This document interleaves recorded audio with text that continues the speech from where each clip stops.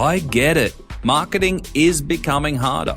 New privacy features are making it tougher to target individual customers. The cost of paid social is skyrocketing, and it feels like you need an editorial team just to create enough content to break through the clutter. That's where Impact's partnership automation technology can help you connect with other brands, affiliates, influencers, and content creators on a performance basis to help you grow revenue, delight customers, and reach new audiences. Visit impact.com/growth to learn more, or jump back over to episode 81, where we hear how Booktopia is driving 219% growth through the power of partnerships with Impact. Welcome to The Checkout. We catch up with previous guests of Add to Cart, where we ask them 5 quick questions to understand more about them and leave you with a little extra inspiration to get through your Friday.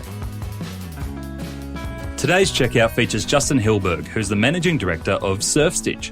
Surfstitch were one of Australia's first true online retail businesses and have led the way in developing customer-centric retail experiences. Today, Surfstitch continue to lead in the beach lifestyle business and are making some huge moves in product range expansion, customer loyalty, and lifestyle content.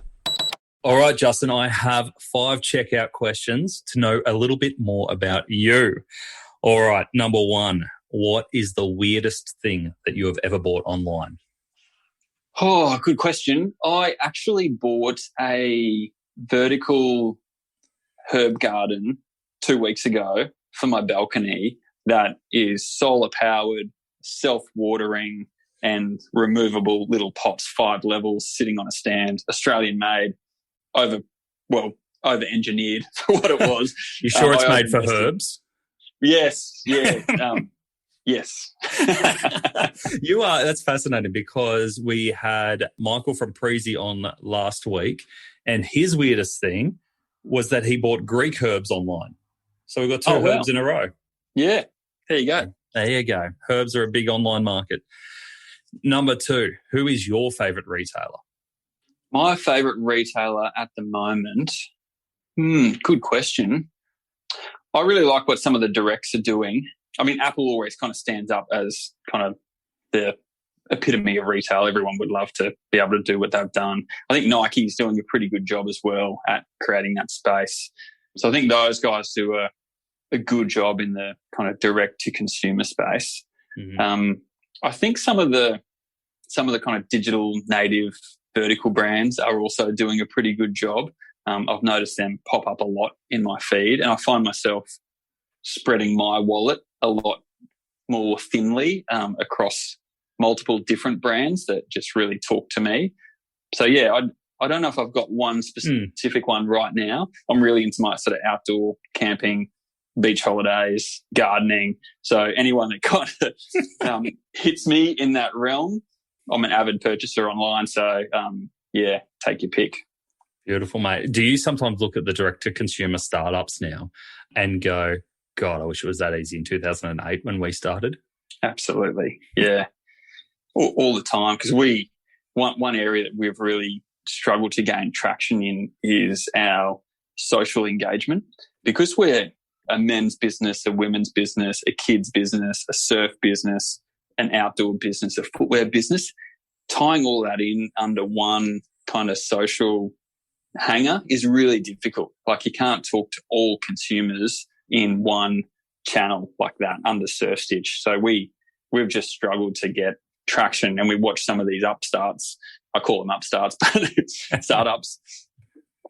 Yeah, we watch some of those guys that just eclipse us and triple us and quadruple us in a matter of months and years in what took us 10 years to get to that same point. So absolutely wish we could go back in time. Number 3, which retail fad do you wish was history? Oh, Boxing Day. Mm-hmm.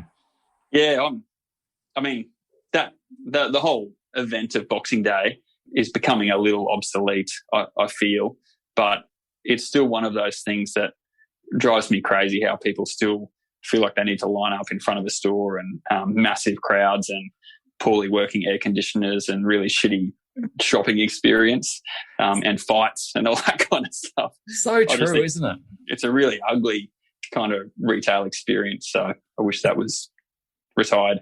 especially with the bringing up of Black Friday and Cyber Monday and Click Frenzy and everything that goes on around that late October, early November period, it is almost like, can we just get rid of Boxing Day and give our retail teams a little bit of a Christmas break? For sure. Yeah. Overdue. Number 4, can you recommend a book or a podcast that our listeners should immediately get into? I guess from a podcast perspective, I think you do a pretty good job, Bushy. Thank you, mate. Right here, yep. I've been listening to one that's very US-centric, but I think it's got a few relevant takeouts, the Jason and Scott Show.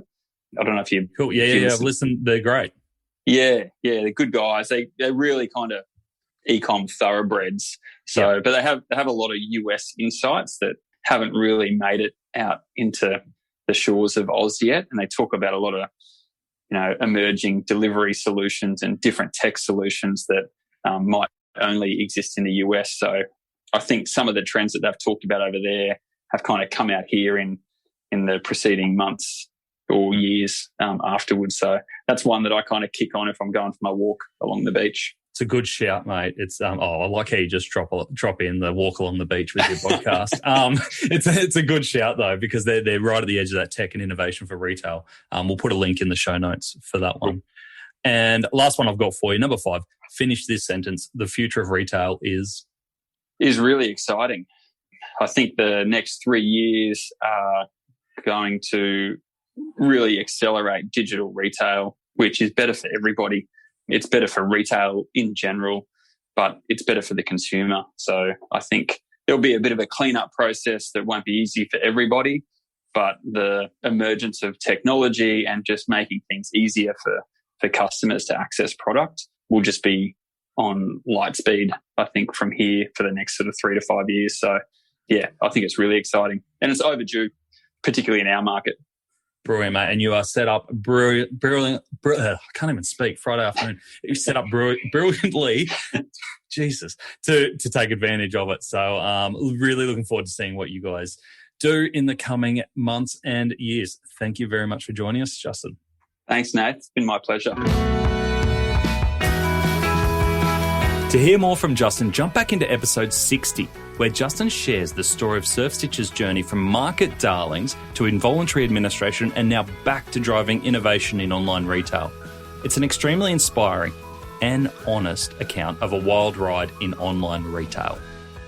Thanks for listening, and until next time, keep adding to cart.